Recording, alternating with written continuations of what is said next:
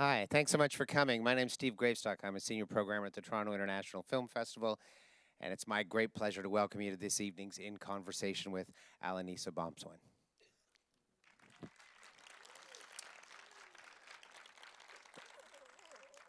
We're thrilled to be showcasing the rigorous work of Canada's preeminent documentarian and to have Jesse Wente joining us to lead this conversation on Ms. Obomsawin's incredible career. I'd like to acknowledge that tonight's event is taking place on the treaty territory of the Mississaugas of New Credit and the traditional territory of the Haudenosaunee, Anishinaabe, and the Huron-Wendat. On behalf of TIFF, we'd like to thank our lead sponsor, Bell, our major sponsors, RBC, L'Oréal Paris, and Visa, and our major public supporters, the Government of Canada, the Government of Ontario, and the City of Toronto.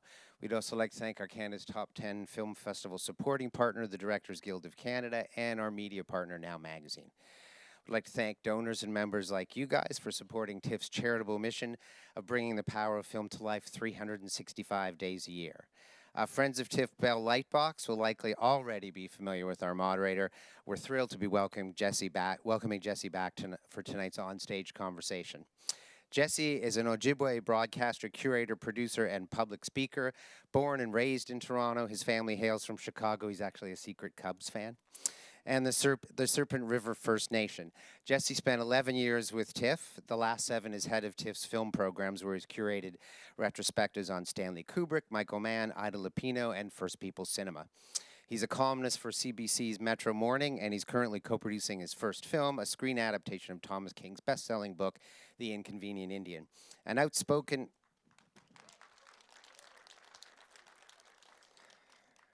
I missed the pause part. An outspoken advocate for Indigenous rights and First Nations, Métis, and Inuit art, he has spoken at the International Forum of Indigenous Peoples, the Smithsonian's National Museum of the American Indian, and was recently named the inaugural recipient of the Real World Film Festival's Real Activist Award. Please join me in welcoming my old colleague Jesse Wente to the stage. Thanks, Steve. Well, I don't know if our guest tonight really needs an introduction. I would hope not at this point. She's made 50 films in 50 years at the National Film Board, yes. And she is most certainly Canada's preeminent documentary filmmaker and one of the mothers of Indigenous cinema globally, all around the world. So please welcome my hero, Alanis Obomsawin.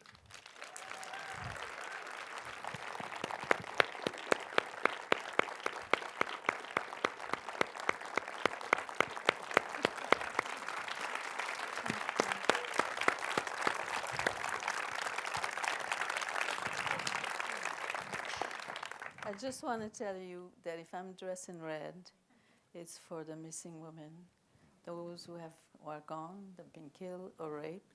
I also was told lately, not only them, but also many young boys and some disabled people. So this is why I'm dressed in red, so that we don't forget and make a change.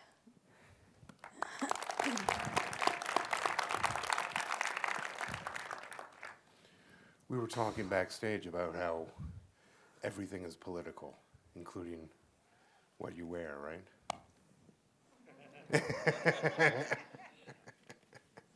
Did you, well, actually, I'd like to start a more simple question, because I've known you for many, many years now, loved you for many longer, more than that.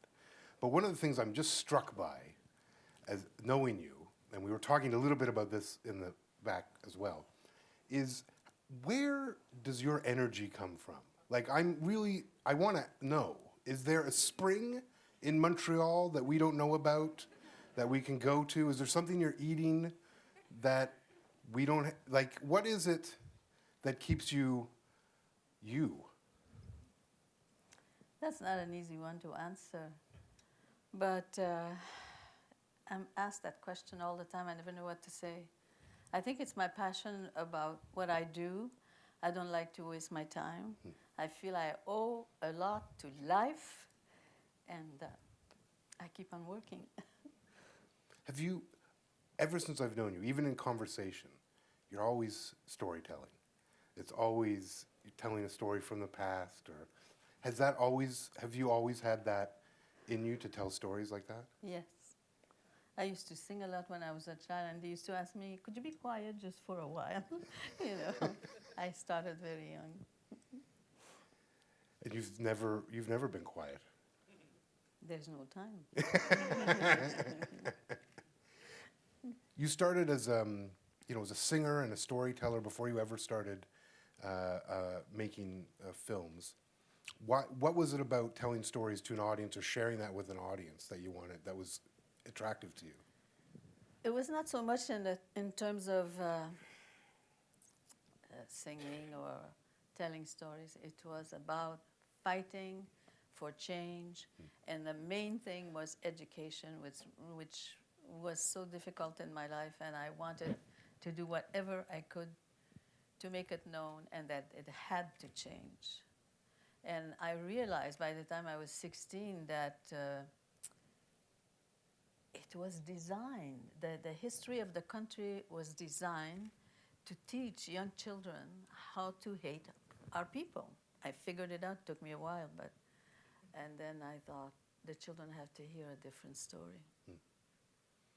I couldn't agree more. I think so much of this is a storytelling issue. It's just the misunderstandings comes from the story that the country is told or has been popular, or the stories that also haven't been told or been allowed to be told. And that is so much what your work is about, is having those stories told, giving voice to those stories. So why filmmaking? Like, you were already engaged in this. Why did you sign up to be at the NFB in 1967? It wasn't my idea at all. I knew nothing about filmmaking. But in the early 60s, I was doing a campaign to build a swimming pool on my reserve for our children who were not welcome to the next door pool. And so I sang and I did everything. I danced, I told stories, and I was modeling at the time in high fashion clothes. And it was for just to be able to build this pool. And I thought it would be easy because I was quite well known through my singing. But it was the hardest thing I ever had to do. And it was so heartbreaking in a lot of ways. And I even realized how much more important it was than my little me thinking I have to do this. And it's from there, because CBC made a film about this thing that I was doing, and it appeared on the prime time. It was called Telescope. And from there, I was invited to come to the film board. I knew nothing about film. I never thought I'd want to make a film. And then they showed me, there was a studio. Everything they did there was for education through film strips. And it's film strips, I'm sure you're all too young to know what that is. But it's a strip of 35 mil, that a long strip like this that has your story. And to image the story, you start with photograph or slides. And so once you number everything and you feel this going to be understood, the sound comes on a record player at that time. And in the classroom, there would be this little projector, and the teacher would use it and would speak about a certain subject. And when I started, the child was told, you sit next to the projector, and the sound here would say, there were 12 chiefs here in the past. And the child would turn the frame by hand. By the time I finished, it took me quite a while. I was working in three languages. They had made progress in the way of showing this. So you had the same long playing record. Let's say there were 12 chiefs here, boing, and the boing would make the frame change. And I was so excited, but I thought, my God, when I go back to the reserve like this, they'll say, she's retarded. Boing after every phrase. But it was fantastic because we were so happy. It was the first time we had a professional product in the classroom. And it was the voice of some people from a village or a nation. It was their history. And I thought everything was so magical. I was so excited. And then I began to do a 16 mil film. And still there. Did you watch a lot of movies growing up? No, I didn't know about movies, and I never watched any movies, very rarely. Even at the reserve level, there was a theater across the railroad track, but nobody ever invited me to go there. I was a very young girl. I knew zero. So a few people went to see movies, but I wasn't chosen. And we will get back to the fashion model because I do want to follow up on that. But have you always been an activist? Was that always something for you? Yes. That was I didn't know it was called activists. I knew I was fighting against something I felt was unjust, ugly, and dishonest, and picking on us. That's very simple. You don't have to go to school to learn what that feels like. Was there a moment that politicized you like that? That you remember that was like? Yeah, I didn't know about that. I went to school. It was a very bad experience. Like I got beat up. Whenever the teacher decided to do history of the country, I knew I was going to beat up that day because I was the only Indian in the classroom. And when my father died, I was 12 years old. And I remember in those days, we were living in the town by then. There was a custom with the mostly French people there that when someone was dead, and we lived in the poorest section, on the door they would hang, I don't know if you ever heard of this, they call it crêpe, like the material crepe. And it was like two long, wide pieces of material, and on top there was like a shoe. It was fancy, and you put that on the door. That means there's a dead person that is there. And people who didn't even know you would see this, oh, we'll go and see who's dead, or, and people would come in and out, and that meant you could not say, don't come in. This was a custom of that town, and we were in it. And I remember my father was exposed in a bedroom, and I was rocking in the kitchen.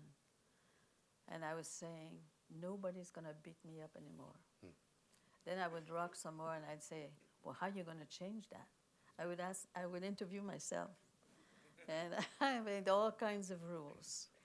I'd say, well, they always call me Sauvagesse, that was my name, really. I said, I won't even get mad because I'm so used to hear the name. So I'd say, my law would be, I'll stay by the brick wall. I'm not going to move from the brick wall. And I'll say, come closer because I can't hear you.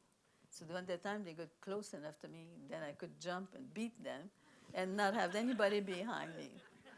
That's how I started. And it was such a shock to everybody that I started to be very strong and didn't get beat up anymore.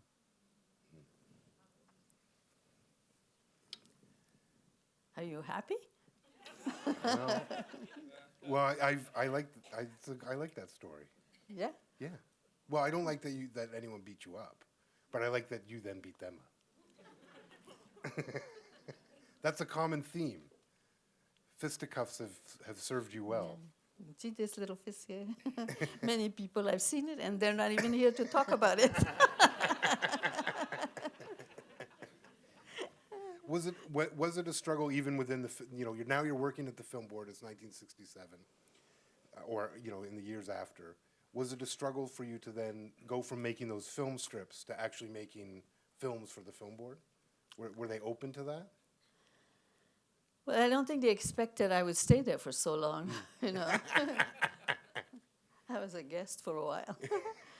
But there was different rules, and it was really a man's world in those days, I didn't realize. Every time something would happen, I was sure it was because I'm Indian. Then I have to realize that being a woman was a big problem. Like I was really, that was a big shock also. But, at first it was very difficult. And I had to raise money, and the film board would match what I would raise. That's how I started. So it was difficult. Like I'd go like a Jehovah's Witness at every government office, ask for money.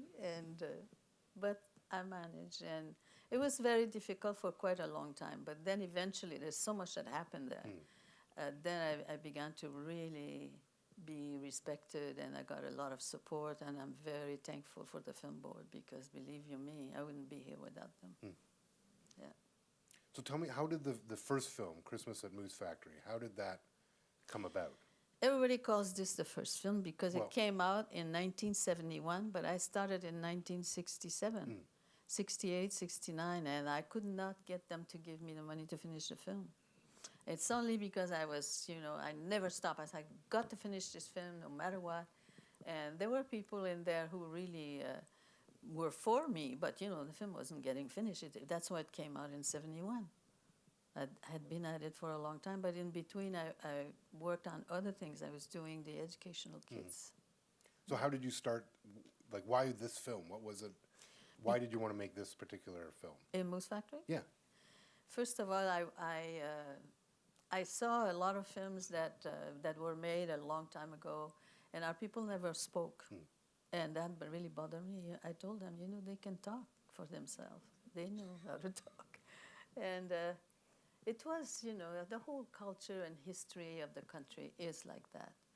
It's not as if they say, oh, wow, isn't this great? Look at all these tribal people. We're going to help them and we're going to hear from them. It wasn't like that, in case you wonder. And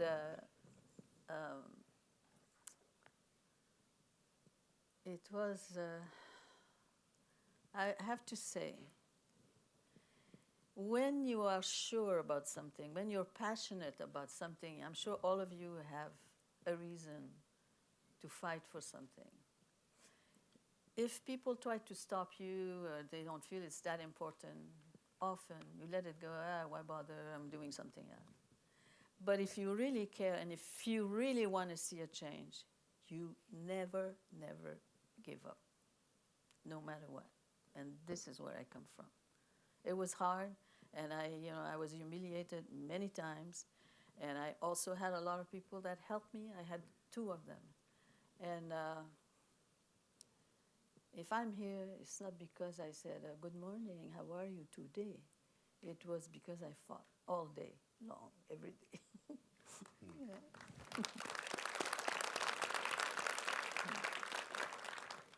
It's so interesting when you say voice, because I find voice is so important to your work, both because you give voice, but also your voice, because you often narrate your movies, and it's not a voice, as you point out, that we've heard in Canada for even now, even sitting in 2018. It's not a voice we've heard for all that often, and maybe as much as we should have. But your cinema is also about listening.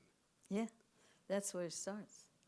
Like I do a lot of masterclass and talk to a lot of young people, and I keep repeating myself, but you can't go anywhere until you hear. And for me, to hear is to see. Because like I come from an area, the reserve, we didn't have electricity.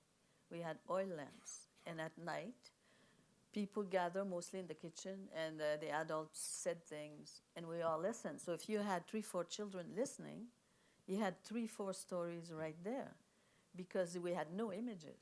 We heard the voice, and from the voice, you see images. You make them up in your mind and in your heart, and it's 3 kids, 3 different stories right there. So this is why I have respected the voice of people so highly, and I still do. So at first, when I begin to make a film, I always only listen. I just do recording myself, alone. It's very intimate with the people that I think are going to be in the documentary. And it's only later when I feel, and not only that, you become intimate, and you know your personage, and you come to a point you say, oh my God, I know what the story is now. Only then I will come with a camera. Also, the people that you talk to, that you hear, it's so good for them because you don't sit there, is my hair okay? Is my dress okay? And be intimidated because you have 3, 4 people in the crew. It makes a very big difference. And people say, yeah, but you have to make them repeat. No, I never say repeat something the way you said it then. That's an insult. But what I do, I make sure that I have a professional machine to record. And later on, when I come with a crew, I might be talking about the same subject, and this person, you're going to see as the audience who this person is, and it's in sync, so you know what this person is talking about. And then, depending on the subject and what they're talking about, I go get other images and I put the first voice, because the first voice is always very sacred. It's very different than what's going to happen later, because it's very intimate.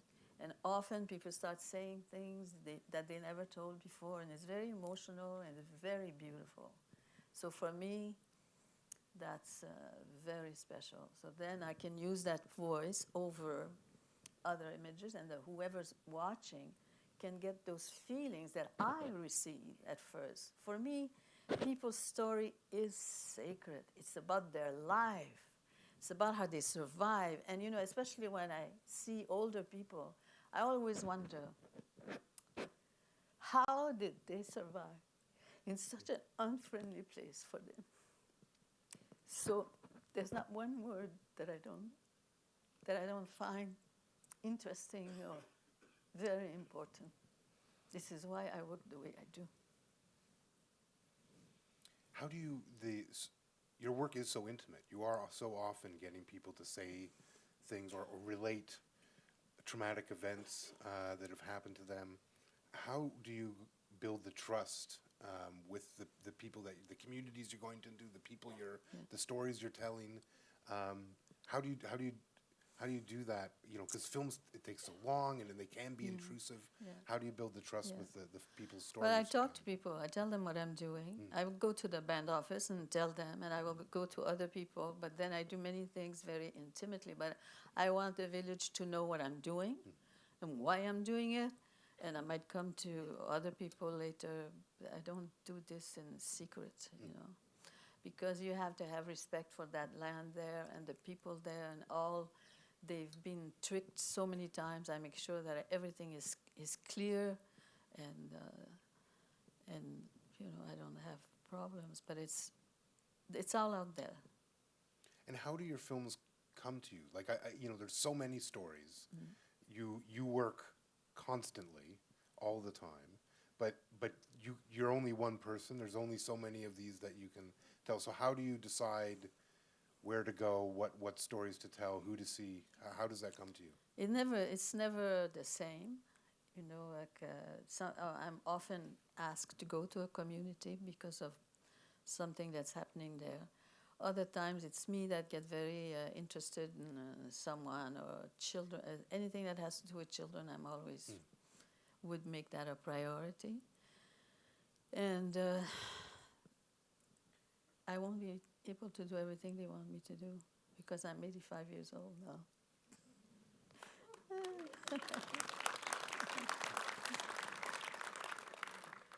But I love it. Every time I come to interview somebody, I love you, I love it. I'm going to listen and I'm going to love them to death. No matter what happened, and we're going to find the best way to tell that story. That's how I feel. It's not changed. It's the same thing as when I did. Love is important. You're damn right. Do you love me? I do love you. I really do. I really do. See, I'm glad I'm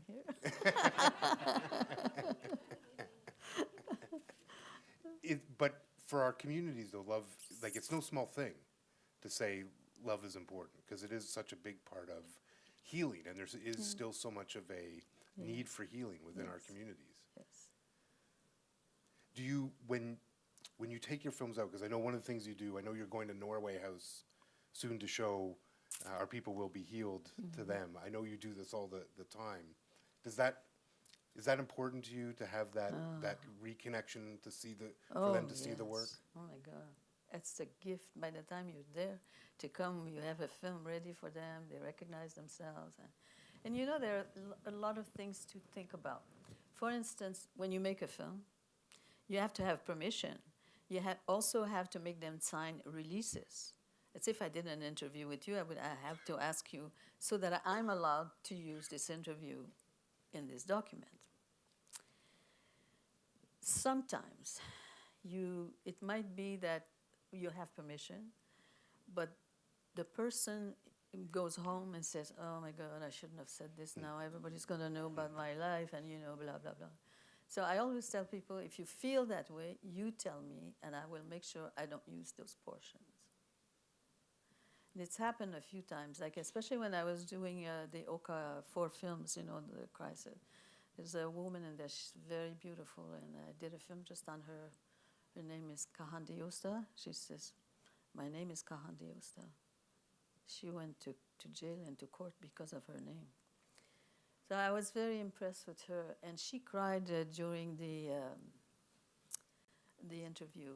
And then later on, when I saw her, she says, I hope you didn't use that stuff. I said, you know what, Kanehsatake, I did. But I said, I want you to come and see it for yourself. If you still feel disturbed or you don't want, I said, I'll just remove it. But I said, everybody's so touched by what you said. And I said, will you come and watch? So she came. And she started crying again. And she said, okay, it's all right, you can leave it.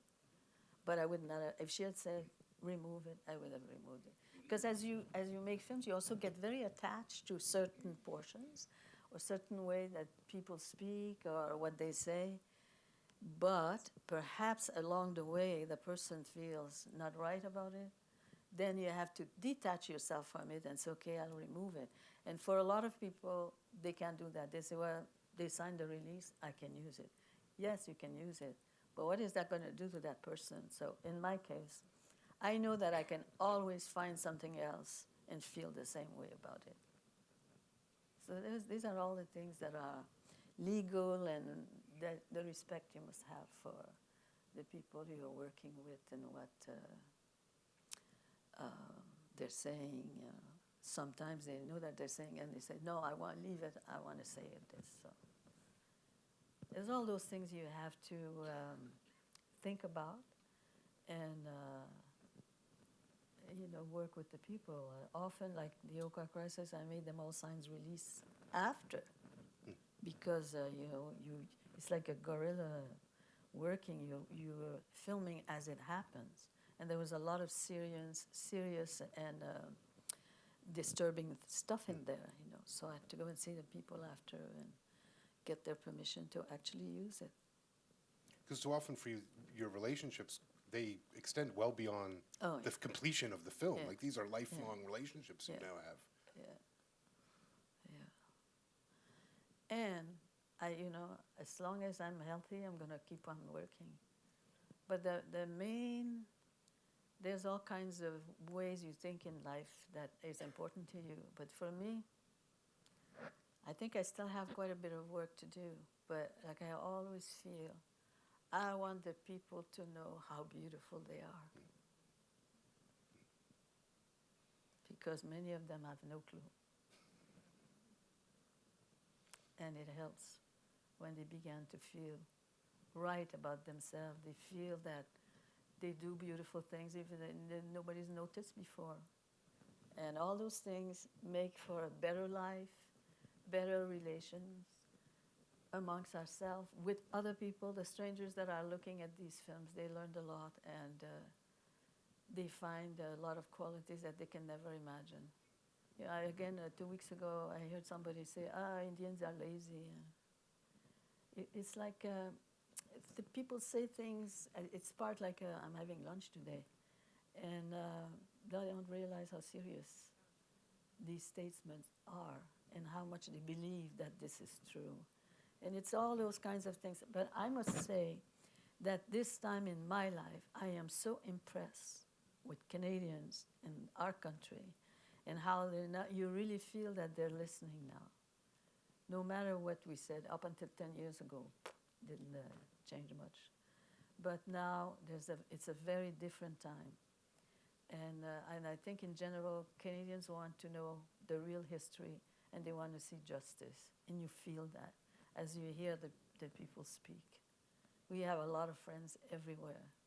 You know, while there are still people that are looking down on us,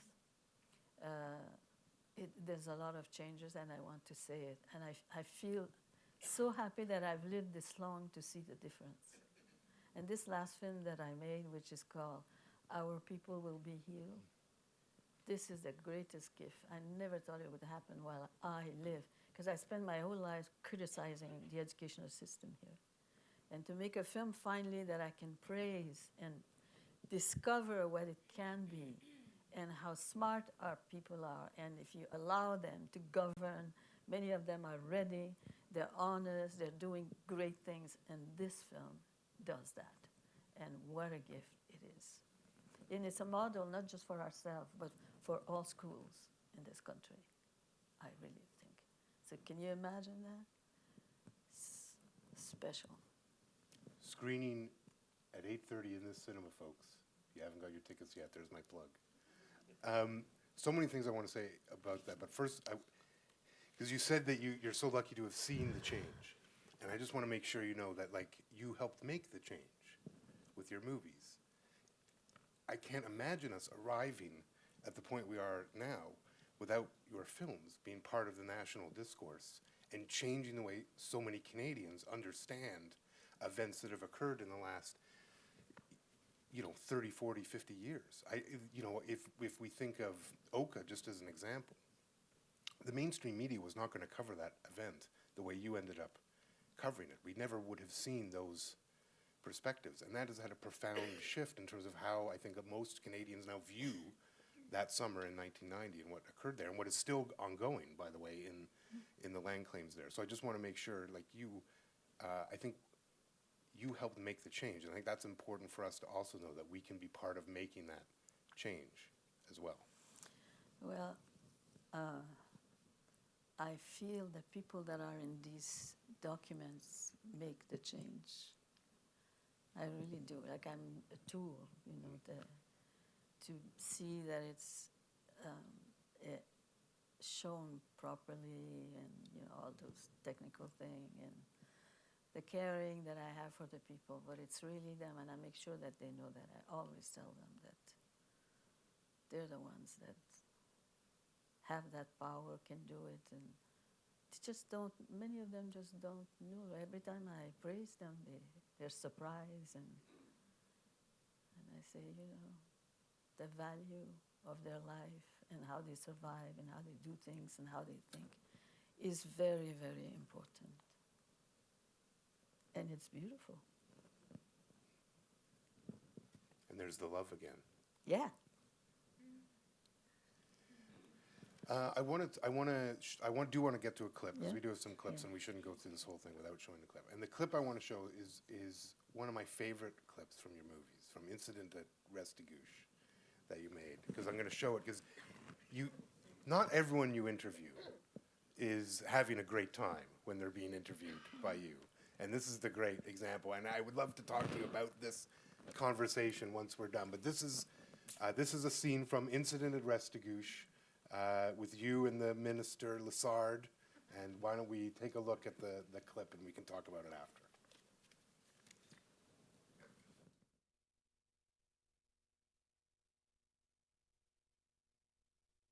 When you came to Restigouche, I was outraged by what you said to the band council. It was dreadful. The chief said, "You French Canadians are asking for sovereignty here in Quebec. You are saying, it's your country and you want to be independent in your country. We're surprised that you don't understand us Indian people and our sovereignty on our land."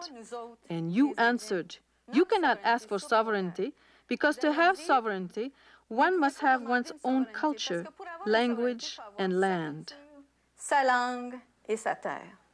Est-ce qu'à l'intérieur, actuellement, on va reconnaître, par exemple, le gouvernement du Québec? The government of Quebec will recognize a collectivity at Moriah, which is entirely sovereign. How far does that sovereignty go? It's a question of definition. Does it go as far as, for example, control of the whole resource? Certain native chiefs are creating illusions for the native people.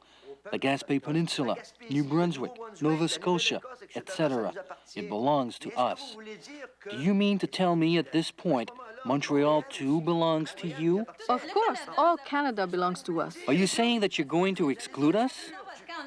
Did we tell you to get the hell out of here? We never said that. We always shared. You took. Instead of being proud of us, you talk of your history, your Quebec. The history of Quebec does not begin with the French Canadians.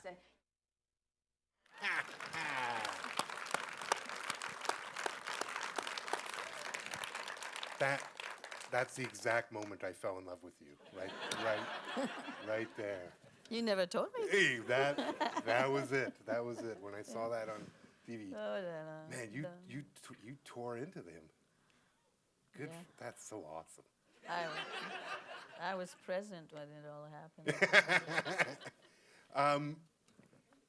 So tell me about that interview and getting into that room and all the difficulties of doing that. And then I love the zoom in on his face as he's coming to recognition that this is a terrible decision he's made to sit here.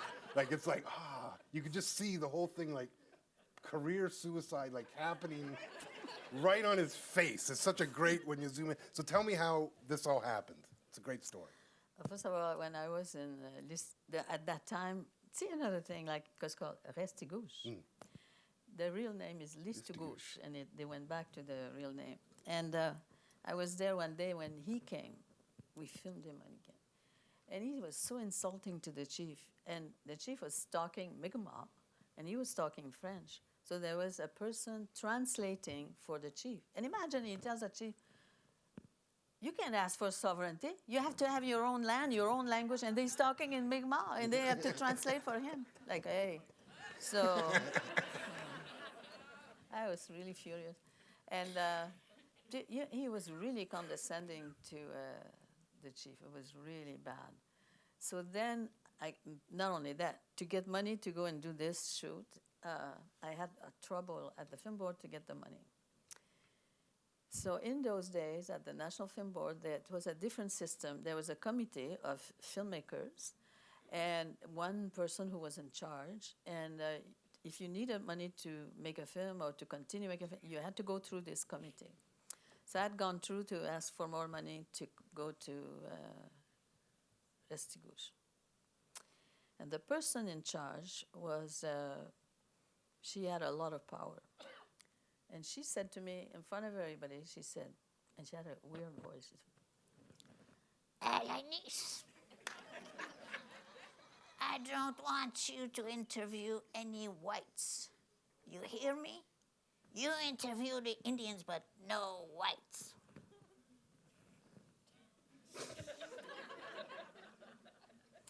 So I said nothing, because I wanted the money.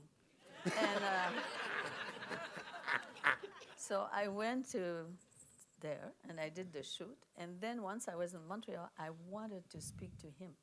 So I called him personally, and I asked him if he would come to Montreal, because I wanted to interview him, or I'm going to come over there. And he said that we paid his fare. So he came to Montreal, and I went to pick him up at the airport. And as I was waiting, there's a reporter from CBC. He said, hey, Alanis, be kind to Lessard. He just lost his election. And he said, he's all upset. And I said, be kind. So I asked him, would you like to have lunch? What is your favorite meal? He said, I love fish. And I knew this place in Montreal was called Le Paris. And me, I don't eat fish or meat. I never had any. So, but everyone said, oh, here they have fresh fish, and it's good fish, and meat, good meat. So I took him there. And it was a small French restaurant. And we started to fight. And I was sitting at the table. I realized after the whole restaurant was silent. They knew who he was. They knew who I was. And so we're arguing and fighting. So then I took him over to my house to do the interview. And I had a crew, and the cameraman was French from France, and the assistant was a Quebecer. And the assistant, he was tapping his feet like this all the time. He wanted to get into the argument, and so it was difficult. And finally, after it was all finished, and it was a hot day, it was really hot in my house. So somebody said, I'm going to go and get a case of beer. So then he got some beer, and we started drinking beer with the minister. And the assistant said to the minister, oh my God, Monsieur le Ministre, it's terrible how she spoke to you. So he said, well, she's defending her people.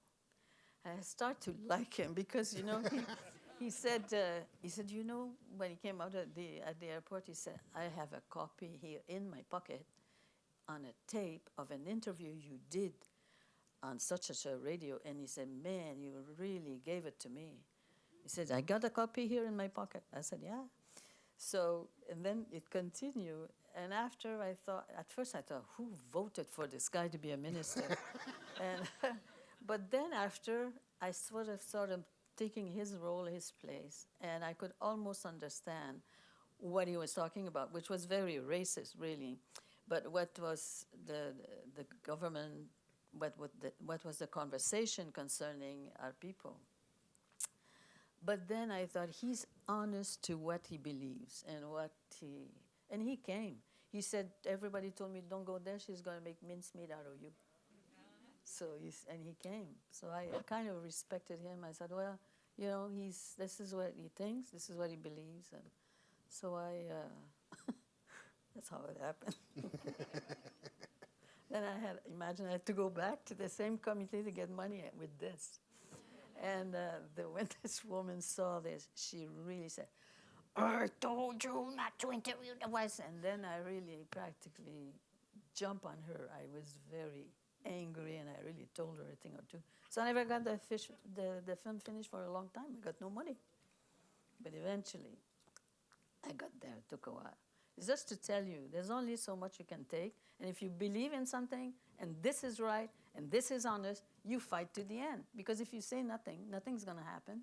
And you go around in life and you change your mind. And I don't want to do that. Did you ever see him again, Lessard? No, and I never saw him again. But a lot of people, of course, you know, ask me about him. But at the end in the film also, I asked him if he wanted to say anything or, you know. Oh, la, la. An incredible moment, though, I think. You think? Yeah, I know. I'd never seen anything, certainly, like it at the time. Yeah, and you know, for the film board, that's not their style either. You know, not everybody at the board thought it was great. But I mean, I was satisfied because I thought he humiliated the people so badly that I thought he has to be told a thing or two. Has there been much resistance to you telling your stories over the years? Well, this one, there was some, but after that, the person in charge of English production, when he saw it, he was so excited. He said, Alanis, you have to finish this film. And he was wonderful to me, and that's when my life changed. It's been easier since? Yeah, ever. No, it's... But I understand, too, because I came with a different background, and, you know, I was not about to allow things to go as they were in terms of who we are, for nobody.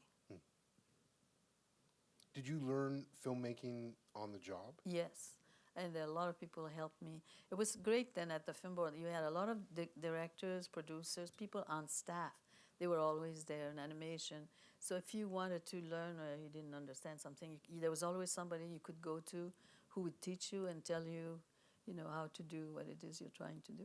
So it was the best school in the world, really. You've always made films about children, with children. Your most recent work, you know, not only the film screening tonight, but you know, Trick or Treaty, and you know, how has your, you know, view of the future for our children, how has that changed in your career? Well, this film tells how I see it, because there's so much more possibility now in everything, everywhere. Any Indigenous person that wants to become whatever, if there was ever a possibility, it says now, right now, with respect, you know. And that's why it's a very, very exciting time. I just find that what a gift that I'm still alive to see this, because it's so possible, that everything is possible. You know, where usually nothing is possible, it's changed totally. And I mean, this is from the whole country across. You know, I get invitation everywhere. Many universities, they're developing new curriculums at high school. They want to include the history of the different nations in their province and in their area. It's a different time. It's very, very beautiful. I am very thankful. I am so thankful, I tell you. It's very, very special time. There's been a lot of talk in the last couple years about reconciliation. Yeah. Which at this point it would appear means maybe different things to different people. But I'm interested in what you would imagine that would look like, reconciliation here on Turtle Island. I think what it has done is incredible in terms of teaching, in terms of informing. It's marvelous. I think it's been very good for our people to finally tell those stories that they hid for such a long time because they're so horrifying. I think there's a thing that we have to do to continue is it should not be over now, because many people who have told their stories feel they feel uncomfortable because you say, hey, these people will know about my life, and there's a lot of difficulties. Sometimes there are things in there that is embarrassing. You've been done things to, you've repeated, done to others. How do you come to terms with this and tell all this? Then you go home, you're on your own, and you're in bed thinking, and now it's available for everybody to see or hear. So that for some people, they're happy with it. It has helped them to go to a life, a different time, and but for some people, it's very hard, and they feel, oh, well, I don't want a film about my story, and I don't want a book about my story, and I wish that they would erase it. So I think it is our duty to hold their hands and tell them life is going to be all right, and if you don't want your story to be there, then they should erase it. This is what I think. Meanwhile, there's a lot of people that they're happy about it, that it's available there. But for some, it's very difficult. This is what I worry about right now. The survivor stories at the TRC. Yeah. But what they did was incredible. Yeah. Yeah. Well, so much as forgiveness, right, is a big part. Forgiveness of yourself too, Yeah. And forgiving other people that have done horrifying things to you. Say, hey, isn't that great? I was raped by a priest 10 times. You think I'm going to go and celebrate that? You think people will want to say that? Like they hid it. They're embarrassed. And there's all kinds of things that we have to consider and help make that kind of a bridge to, at the end, it's the person that's left alone that has to live with that alone. And I feel that they need a continued conversation or a continued relation, so that how do you to continue living and to go towards other feeling than that is stuck on you, that you cannot separate them from yourself. I don't know. All that part I'm thinking is difficult. Mm-hmm. Well, because we couldn't arrive at a reconciliation moment without the truth. And the truth comes with a lot of pain and sorrow.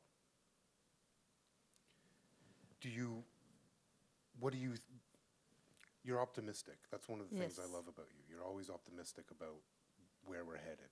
Because people like Lessard are still around, Yeah. You know, that hold those sorts of. Yeah, but those we're viewpoints. still around. That is true. That is true. You're still around. So, do you imagine? Can you imagine a point where this is different? Where Canada is different? Where our It's people? happening right now. Are Yeah. you asleep? No. I try to Happening be right woke. now. It's wonderful. I'm sure I could talk with you alone, every one of you here, and I would feel very good about it. I know that. Well, look at you sitting here listening to me, listening to him. That's, 15 years ago, maybe there would have been 2-3 people in here. That's a big change. You have to appreciate the changes. You have to appreciate there's a lot of good people in this world, and there's much more good people than bad ones. This is what you have to keep in your mind, because if you only think at the bad one, you feel like, I'm not going to say the word because I want to be polite, but you lose something beautiful about others and about yourself. But when something is done to you very badly and meanfully and all that, you only think of that, it can drive you nuts, and you can change and be a different person. But start taking stock of what you know, what's your experience in life, who's around you, and look at the good. Imagine people who are such wonderful people, so good nobody say it, because we're thinking how bad things are, and that's wrong. I worry that the good people are going to get tired one day and start being bad. I think that you have to recognize what people are doing for you in life, and like I've had a very long part of my life horrible, but there were wonderful people that I met, individuals that helped me to survive certain things and respected me and loved me. I think of that, and it's nicer, and it's more serious than all the bad stuff, I think. You're going to make a 51st film? When I is that? did on the 51st You've for already- you. Oh, that is true. I say 50 and a half because it was only 5 minutes No, I'm long. on 52 now. You're on 52? We're going to count that as a full one? Yeah. I'm honored. Yeah. Alanis made a short 5-minute film as part of a series I curated for the CBC called Walking is Medicine. If you just Google that afterwards, you can watch it on your phone. But I assume you're working on a longer Yes. film now. You're just Yeah. finishing? Yeah, we're editing. Editing now? Yeah. And then there's another one right after that, I assume? I have to write a book. You have to write a book. And do all of the other things you do with the children and the Oh, community yes, and, yeah. and all of that. Yeah, And have the greatest birthday parties yes, at your house? yes. I'll have the next one when I'm 90. Are you going to come? Always. You can all come if I'm still there. How does I want to end on storytelling if we can, because storytelling, as we talked about, is part of why we went through all of this, and storytelling is part of what's helping us get out. So what stories do you hope to hear? What do you see as the future of storytelling, particularly for Indigenous people in film? Because when you started, there was not really Indigenous film, No, and that's certainly something that's changed in the last 50 years. yeah. I think all stories are important, and often people they don't think it's important. They don't, They go on in their life, all of a sudden they're 50, 60 years old, and people are saying something that reminds them of something. Hey, moi, I knew, blah, blah, blah, and it's a great story. It's wonderful. And of course, I would like to also, I don't know if this will ever happen, but let's say if I had luxury time, I would like to do films about animals. Animals? Yeah. How so? The behavior of bears. When I was small, I heard many stories about bears, because we had clans, but we didn't remember them all. But the bear and the turtle was always very present with all of us. And people don't think how important things are in this time. Like, I can give you an example. This old man that I really like, my mother's cousin, his name is Theo. He's gone now. He said to me, they used to guide in Quebec, when the Quebec government came in, the separatist government, they banished all this. But there used to be private lakes in the province, owned privately by rich people. And they hired Indians to guide them for fishing and hunting. My father was one of them, and all the men I know that Theo told me, he said, you know what? These people, they came in a helicopter to the club, and they had cases of canned food. And the guide not only guides for fishing and hunting, but they also have to put up the tent and cook and do all the servant stuff. So he said, imagine we came back to the tent one day, and this bear had come in and had taken a big piece of meat, because they bring their own meat. They're not going to eat just what they kill. Often it's just a sport thing. And he said, so this man said, oh, I know it's a bear. I'll kill him. I'll take care of him. So he said, I told him, no, don't do that. I'll take care of the bear. So he said, you know, they had a lot of empty tin can food. So he said, I took all these empty cans, and I put a string.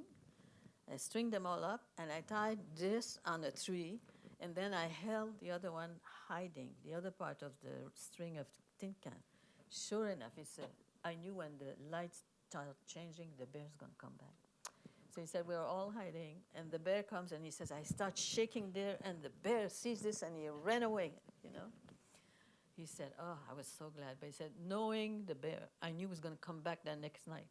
The next night, he comes back at the same properly time, and he says, we're hiding again. He said, I start shaking there, and the bear looks up, meaning, that's not very dangerous. He goes right into the tent, right into the tent, and he takes other food. He says, you know what, that bear really embarrassed me. The kind of story, I always remember them. They're just wonderful. They had hundreds of stories like that. Their relation with how animals behave, and it's so wonderful. See, folks, filmmaking and bear tips, all in one. That's a real Indigenous evening. Yeah. Really, right there. I want to open it up to the audience for questions. So we do have microphones. So if you raise your hand, we'll bring a microphone to you so the folks on the internet can hear your question. And oh yes, the house light's good. So just raise your hand.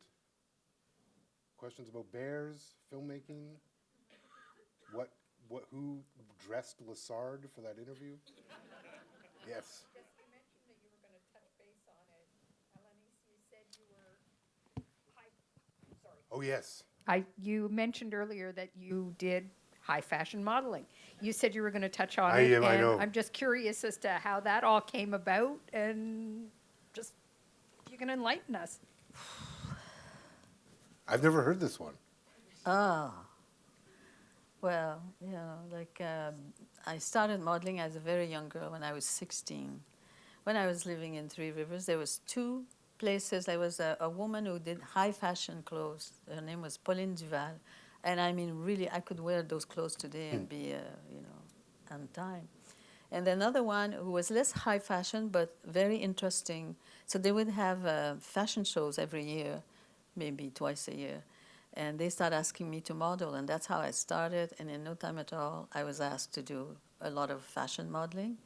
And I modeled also, like for salesmen, like in those days, they would rent a place in a hotel, and stores, the owners of stores would come in and look at the line. Like I modeled bathing suits with my high heels all day long.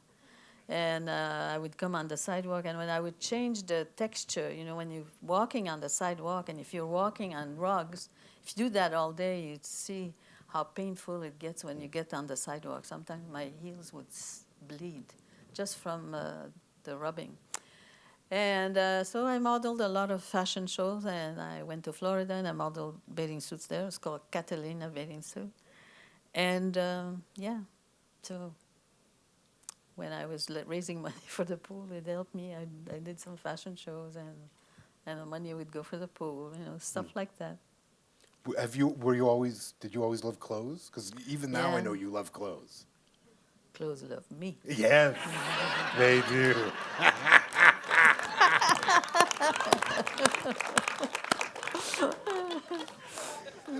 You think I don't know when I'm loved?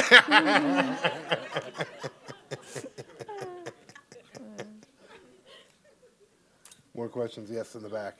Just hold on for the microphone, sir. So I happened to hear when you said somebody from Restigouche, right? So just wondering, are you acquainted with the Mi'kmaq community in Restigouche? Did I what? Are you acquainted with the Mi'kmaq community in Restigouche? Yeah, I know a lot of people there. I've made 3 films with the Mi'kmaq people so far. Oh, that's amazing. And that first one was in 1981. Never got to finish until 1984.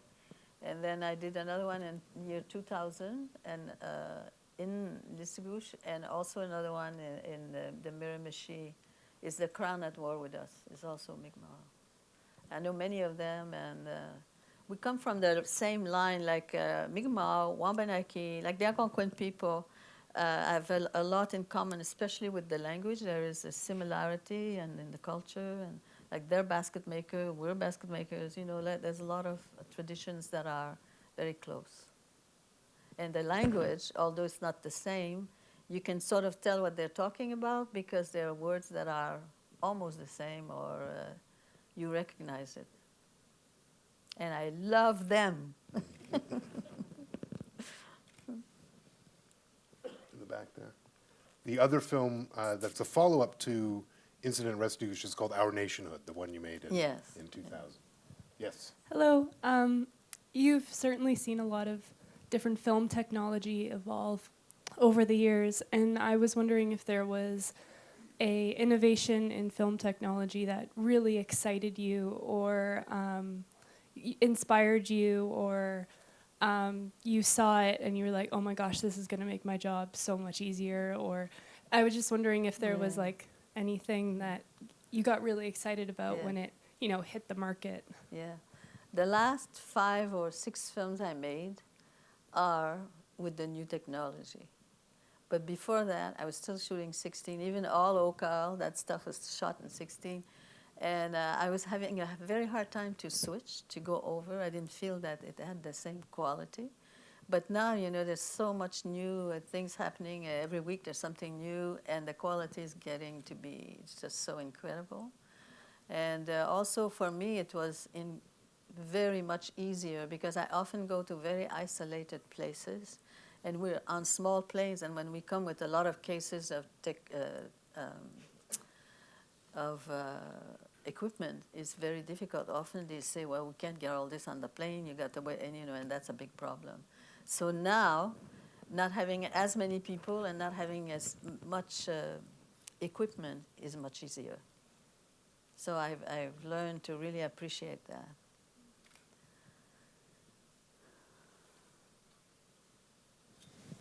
Yes. I'm just curious. You refer to yourself, you use the word Indian quite a few times, and I thought that that word was the most degrading, insulting, hurtful word to use. So I don't think it's degrading or anything. It was just the wrong name. But, you know, they keep changing our name. And you guys get angry at us because we're not changing as fast as you. You know, like they don't come and ask us, do you like to be called Indian? Do you know we called you Indian because Christopher Columbus thought he was in India? They never told us. Eh? And, you know, all that stuff. Oh, Aboriginal. Did they ask us, does this fit you? Some people feel Aboriginal only represents Aborigines. Now they're on Indigenous, probably is the best one that we should use. But all this stuff is very hard for me. I've always been called Indian, or worse than that, La Sauvagesse. That was my name. So I cannot erase it and say, oh, I got a new name. I've had a lot of names. And I don't care, you know, like in my work we use Indigenous as much as possible. And it's like a style, you know, like, they're going to change your name. And context is everything, right? Because you and I, Indian, fine. Other people, not so much. So I would say it's one of those words where, you know, if I was you, I would not use it. Right? But in our communities, it's not uncommon because it's a word that I would suggest maybe we've reclaimed. And if you go south of the border, south of your border, they are our cousins there. It's all over the place. They don't have an issue with it. So I would just say it's a contextual things, like many other words that get reclaimed by the community when they've been imposed on them. But when you go out west, okay, let's say in the prairies, anywhere, you say, don't bother me, but this is Indian country. Exactly. So, but in my work, I do say indigenous. Say over here, and then over here, first, and then. So, yes, first, thanks for all. My question is, I read in the newspaper last week that they launched an application for mobile, how to learn the Mohawk language. So what do you think about this initiative, Well, I think to learn any indigenous language is fantastic, The Mohawk language, there's a lot of Mohawk people in this country. And I'm sure and many others would like to learn it. And we're all pushing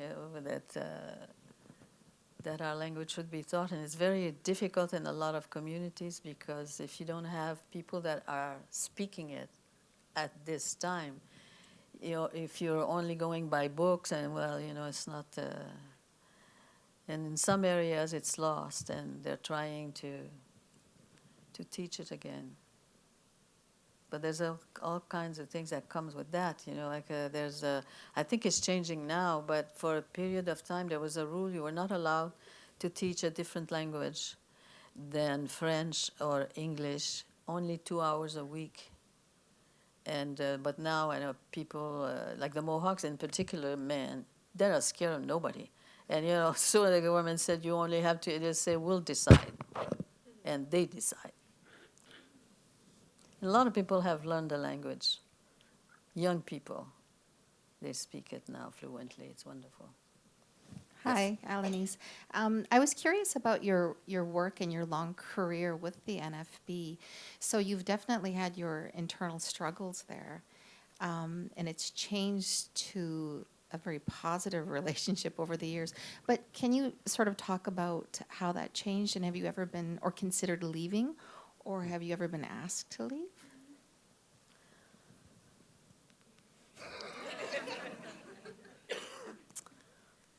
I adore the film board. First of all, I want to establish that. I think it's an incredible institution.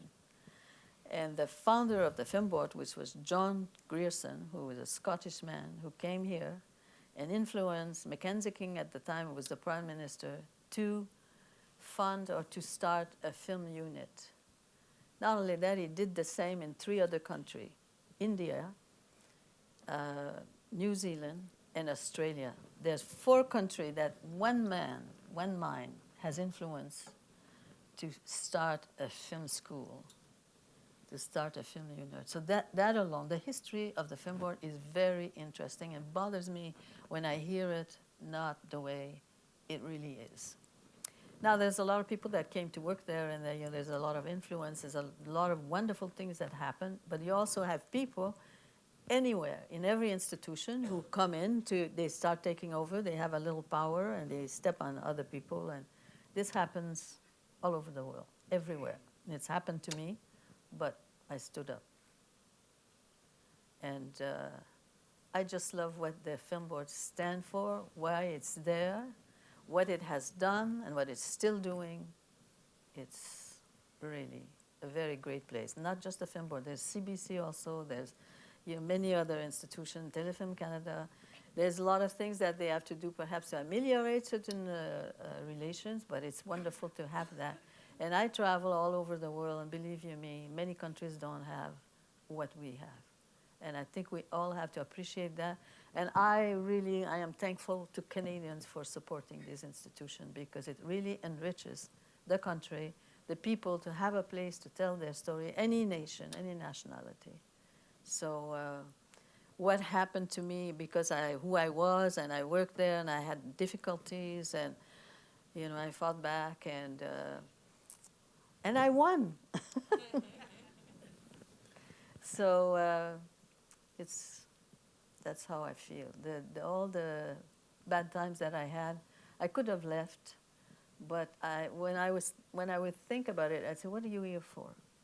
And my main thing was education. And I said, well, just stand it and just continue. There were times that were very difficult, and I'm very glad that I stayed. And all the stuff that I've been able to make, and many of our own people, and it opened the door to have different understanding of our people, and to be able to have help to do what it is they wanted to do.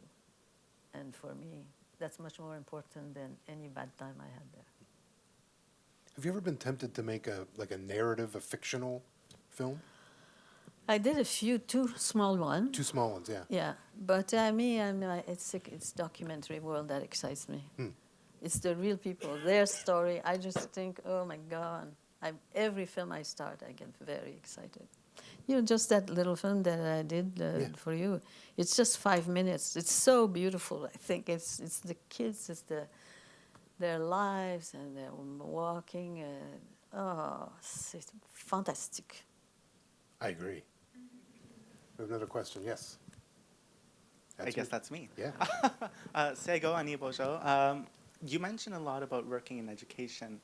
Why education? And I guess on the second part, I imagine since you work with kids so much, you must give a lot of advice. Do you want to share some of the advice you would give to some kids, young adults, so on and so forth?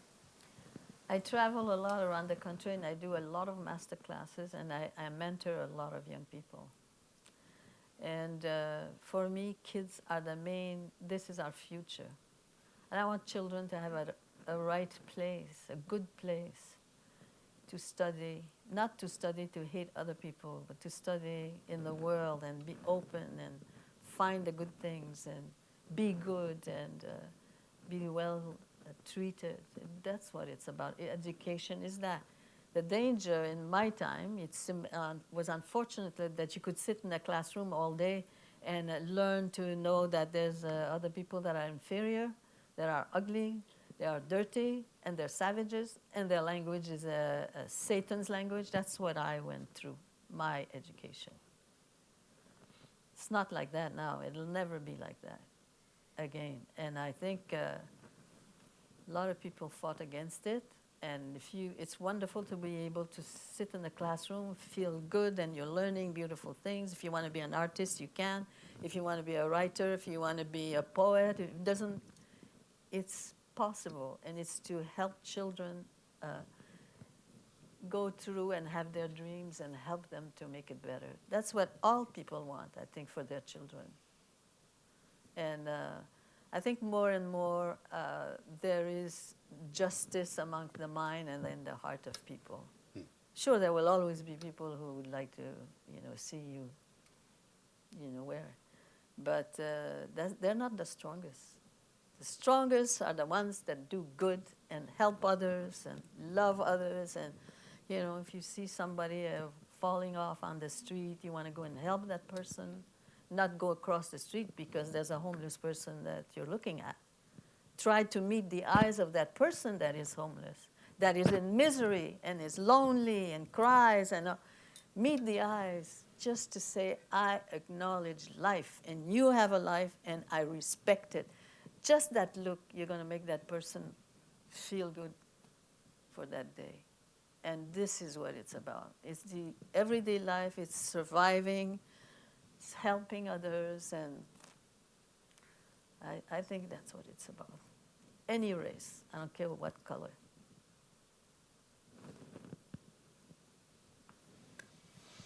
Yes. First of all, thank you so much for your wisdom and your words. Another question about the film board. I remember when I was a kid and the teacher would bring in a National Film Board film, and we would all dread it because there were always these Voice of God documentaries, and it wasn't until I saw your work that I understood what a National Film Board could do. So I wonder if you feel you've had an impact in terms of your your aesthetics and your voice, which is both personal and political and draws from the verite tradition and so on, if you feel that you've had an impact on other voices at the Film Board in terms of politicizing or even indigenizing I know the I work did, there. I know I still do, and I get a lot of respect from everybody at the board, and I give them respect, and it's a different time. It's just very special. I just want to get to the board every day. I like to be there with the people who work there. There's a lot of goodwill, a lot of good things that is coming, and I just think it's a very special place. Yes. Yeah. Huh? She's asking me a silent question. Well, let's do the microphone first, and then we'll come back to you, okay? Go ahead. Going back very early on in this interview tonight, you remarked that when you came to the Film Board in '67, you imagined that much of the negative experiences you'd had were because you were Indigenous, and yet you discovered there was this other thing about being a woman. And if I remember, I think it was Studio 3 was the women's unit at one time at the Studio NFB. D. D, see? I'm getting old. If you would say more about that place where being a woman intersects with being Indigenous and how that's unfolded for you in your career. Yeah. Studio D was very important, as you're well aware, I'm sure, for the women in the country to have a studio, to have a place, not to always feel it's the man that is producer and the man that decides, and all that. And there was a rule at the Film Board at that time, like a producer would have the last word. So in other words, if you were a director, and usually the story comes from the director. Imagine if you sometimes telling a private story, something that you have had experience in your life, and you're doing a film about it. And you're all excited, and making a film is a great thing. Then you finish your story, and the producer could say, hey, I don't like the way you finished this film, change this, take that line out and put this line in. That can be very dangerous and very upsetting. So the relation between the producer and the director is very, very important. And the editor also. There is 3 people there that can change the story like in 1 minute. And it can be very disappointing at the end if your story, all of a sudden, it was your story to begin with, and then now that's not the way you want to, there's all those problems. And so the relationship between these 3 people is very important. And in some cases, it's not always there. And especially at that time. And Kathleen Shannon, who started Studio D, was so devoted, and she was so, wonderful, and she got a lot of women to make their own film. And she tried very hard to get me as part of Studio D. But I would say to her, look, I'm not going to come to any studio who have like a flag on something or what you're supposed to be making, but I will always support you because this is very important. But I don't want you to tell me you should be making films about women, and I couldn't take any orders from anybody. And but I think it was fantastic. And I worked on things with different women there, and if I could be of some help. But I didn't want nobody to say, this time now we're interested, because this happened in the institution. This time now, we want to make a series of things on this subject. No, not me. It's the people. For me, it's the people that I work with that are the dictators of what that story is going to be, because it's their story. And this is always how I work, and I will always work like that. But I don't put down any other ways of working for other people, because for me, it wouldn't. You know, like children are very important to me, men are important to me, women are important to me, the whole tribe is important to me. And if I'm making a film and that's supposed to be about one subject, whether it was women or a popular subject, that the government decides, oh, we're going to make a series on this and that. I can't work like that. For me, it's the people who tell me what they want, and I'm going to help them to make it. So I have kind of a problem. Yeah.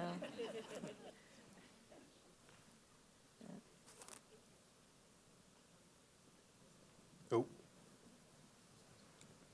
Hello? There we go.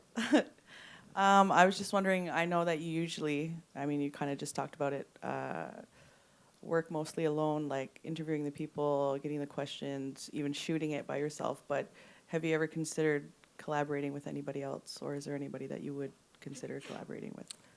Well, I've done a lot of things to help other people doing what they want to do. Yeah, it's difficult in my case, because when I take on a subject, I'm usually on reserve someplace, and all the command, without realizing, comes from them and from that area.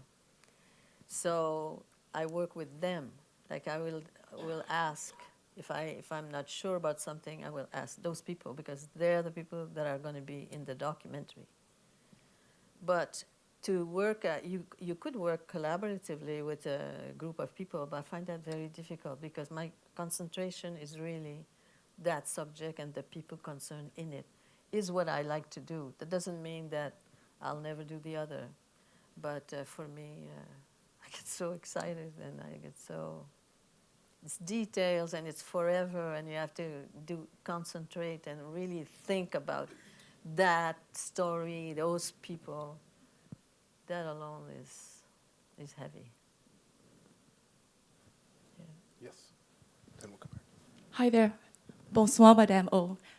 When I came here, I thought I was going to learn more about like an iconic filmmaker, and about some Indigenous teachings, but I ended up just like sitting back and just like seeing before me like an ambassador for humanity and for hope and for courage and resilience. So I am so eternally grateful to also TIFF and to Mr.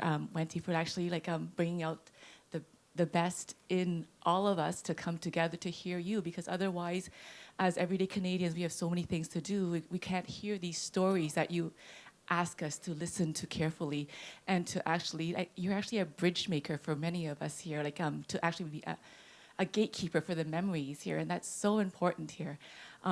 So thank you for that here. I was just wondering, as someone who's wasn't born Canadian, and as someone who loves children as much as you do as an educator, who would love to bring together that peace and that understanding and to learn more, how do I teach about the true history to my youngest learners? Yes. Because I'm a kindergarten teacher, but also Did you write to me? I did write to you. Hello, bonjour. Anyways, I'm just so profoundly grateful here. So I was wondering how do I make that connection as a Chinese immigrant, a refugee coming to Canada, teaching? Because even as a history major at Trent, I didn't learn any of this. So I'm humbled to actually So you teach it. I'm gonna come. I told you I was gonna come to your kindergarten place. I'm really excited. I love it. Yeah. So I would love to actually hear just a feedback here, because I know just looking around, I see an Inuit athlete Johnny there, and an amazing Métis elder senator right there. Amazing people I wouldn't have known if I had not listened and stopped and heard about stories. So please share. I've been yapping on, but I'm so excited that I'm before you in your beautiful red dress here. So. Let's dance. I'll be there, and I'll give you lots of examples. There's lots of wonderful films that are made and were made, especially for small children. It's very rich. You just have to check them on the new magical machine. And NFB, the website, has full. full Just- of stuff yeah. like that. Yeah. And when she comes to your school, make sure you say, kids, here's an iconic filmmaker. Because we got all of that and an iconic filmmaker. Thank you. I knew she wrote it. We got time for, up here, and I'll come back to you, Jason. Thank you very much for this wonderful conversation. I just wanted to go back to something that you both said at the very beginning, which was about, well, I think you said something about how storytelling is the most important thing. And I'm struck by that. Here I am. In red also. Okay. And also your point that you've made a number of times about your belief that we're in a new historical moment in Canada. And I really want to believe that as well. But I'm It's also true. struck by how intractable issues are, especially around resource control. And I'm wondering if, I would like to hear you comment on the relationship between storytelling and the struggle over control of resources. And, or whether you have a different idea of what Indigenous futures entail. But it seems to me that the control over land and resources is so central to Indigenous futures. And that seems to be still so, the way governments are, Canadian governments are conducting themselves, they're so resistant to that. That is, a very serious subject, and not everybody thinks the same, unfortunately. But there are, in many areas, the strength really comes from the people who say no, and they really mean it. People don't know what their powers are, the public. They'll say, oh, this is awful what they're doing, but they don't do anything about it. But when people get together, like we've seen a lot of marching and a lot of, this is a bit about this short film I made. It's when people stand up for something. If everybody stand up together, they can stop it. But every now and then, more and more, we see people standing up and say, this cannot be, and it's not. It's a big, big fight. It's a big battle. It has to do with money, of course, and the ruining of a lot of lands and waters, and we're going to be in a fight all our lives. And it depends who the politicians are, it depends on who the leadership is. But that should not stop the people from continuing and forcing changes. Because if you think, money is always going to win, and there comes a time where they don't. And there's been a lot of stories where the people have won. But you can't go to sleep, because if you go to sleep, they step all over you. If I may, Alanis, I guess I think it's important for us to always understand that the theft of stories, of Indigenous stories, is intimately related with the theft of land and the theft of our bodies. You can't actually have the other two without the theft of the stories, because it is about, as Alanis says, humanity. And one of the storytelling challenge for Canada has been Indigenous people have not been seen as human for, well, we're still maybe waiting in some cases. But I think it's much harder after you've seen one of Alanis's films to see it that way. And I think it's a long game. So we have to change the national stories and the stories we tell and who gets to tell those stories and where they come from. And then ultimately it will be harder for Canadians to accept that there's no drinking water in our communities, that we are underfinanced, that our land has been stolen, and it might open up the opportunity for us to get to a place where we can actually talk about the return of natural resources and control and stewardship over the land. But though getting to that point is intractable from changing narratives and changing the stories that happen in Canada and that are given privilege in Canada. And so to me they're intimately related, and it's why I would say we couldn't arrive where we are today, where even we're discussing these things, if we don't have storytellers helping us to get on those paths and get to that place in the first place. So that's how I would see it.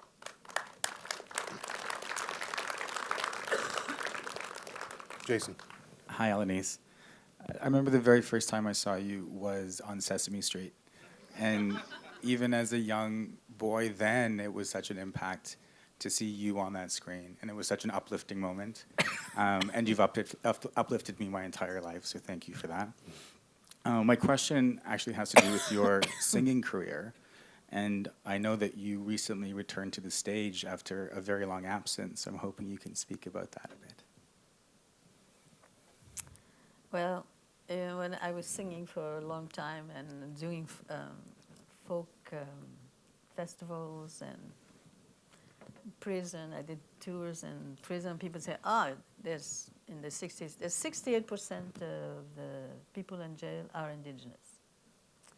Oh, so I said, all my relatives are in jail, I'm going to go visit them. So I started to go, I did a lot of prisons in Canada, and I could write a book just about that section. But my singing was for the same reason why I make films now. It hasn't changed. It's the same things for the same reason, and I have the same passion. And so I wrote a few songs and chant, and I sang some traditional chant and told stories.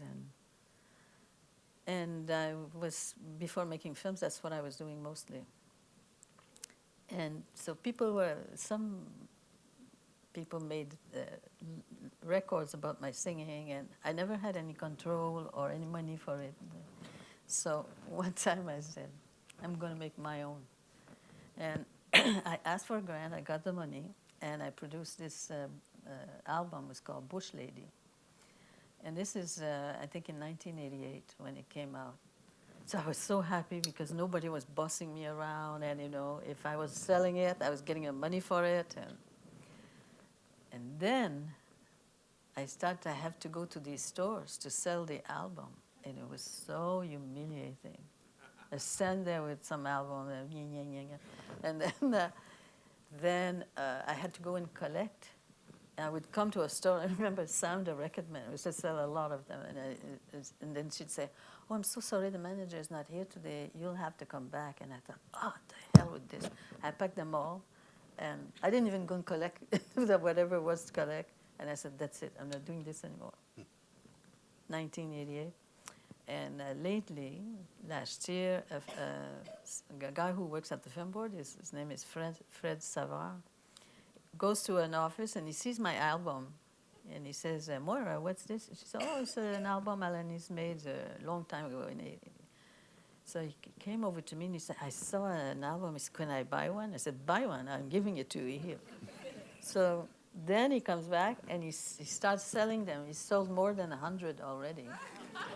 And the first one he sold was to a commissioner for the Le Guess Who festival in Holland. And he said, oh, they want you to. And he said, they want you to come and do a concert. I said, oh, no, I don't do any more concerts. I sing, a song here and there. And they really sold me the idea. And I went. I just about died before standing up and singing there. I thought, what did I get myself into? And I don't know why, but they really loved me. And I tell you, it changed my life. I got a long standing ovation. I said, how can that be? They don't know me. They don't understand all what I do. Just lately, a few months ago. So now I'm getting a lot of invitations to sing, and I'm getting another company is going to redo the album. Can you imagine? At 85 years old.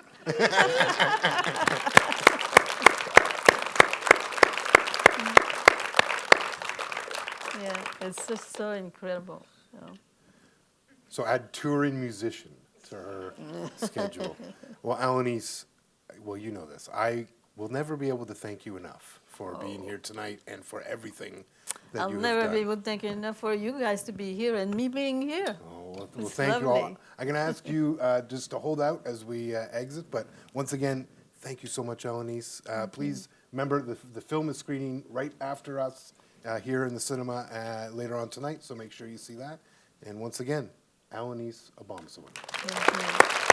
Thank you. That's lovely.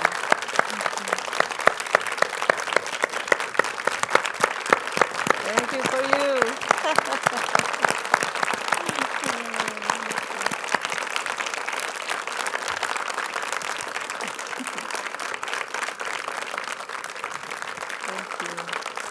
You sure make me feel welcome. I think I'll come back here. Good.